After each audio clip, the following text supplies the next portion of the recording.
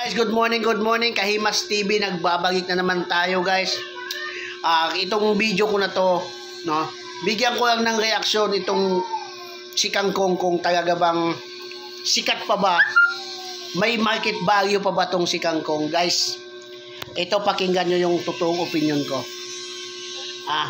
Wala na tayong pagtatalunan dyan. Hindi na natin dapat pang kung ano pa yung pagdidibatihan natin dyan. Alam nyo ba bakit si Kangkong hanggang ngayon wala pang laban? Bakit hanggang ngayon hindi pa nabibigyan ng laban si Kangkong ng kanyang promoter?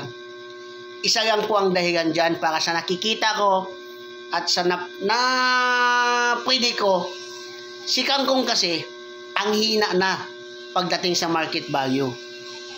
Diba? Hindi na pumapatok yung laban niya.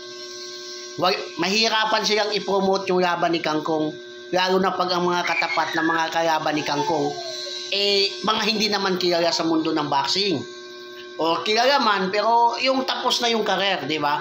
Kaya mahirap siya hanapan ng laban, at wala pating napipisil na maaaring lumaban kay Kangkong, at yung promoter siguro niya baka nagdadalawang isip na bigyan ng laban si Kangkong dahil nga mahina nga yung market value, di ba? Sinubukan nila ng 3 beses.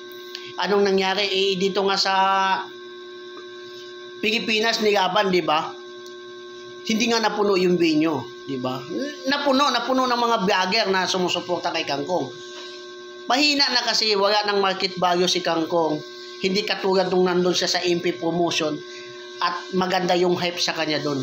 Dito kasi wala, kinain na siya ng sukmed, kaya hindi pa nabibigyan ng laban yan dahil walang hindi mabebenta ang ticket, kulang sa market value, puro lang yabang, puro lang angas, pero pagdating sa binta ng laban, sa kikitain, wala kang maaasahan kay Kangkong. O magagalit na naman yung mga boxing fanatics ni Kangkong dyan, na ubod naman ng tatanga, diba? Ubod naman ng tutok mo, diba? Aminin nyo sa sarili nyo na si Kangkong, wala ng market value yan, mahina na yan si Kangkong. Sinayang lang ni Kangkong yung 3 labang maganda paparating sa kanya nung nasa MP Promotion pa. Nung nasa MP Promotion pa si Kangkong, malakas yung market value dahil kay Sean Gibbons. Kasi iba si Sean Gibbons Iba magdala ng kasi siyempre, kikita yung mga boxer, kikita dapat yung promoter, di ba?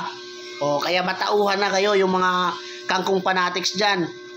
Talagang hindi na makakalaban yung Kangkong nyo kasi mahina ang market value ng Kangkong nyo. Yan yung totoo. Kulang sa hype, puro sa yabang.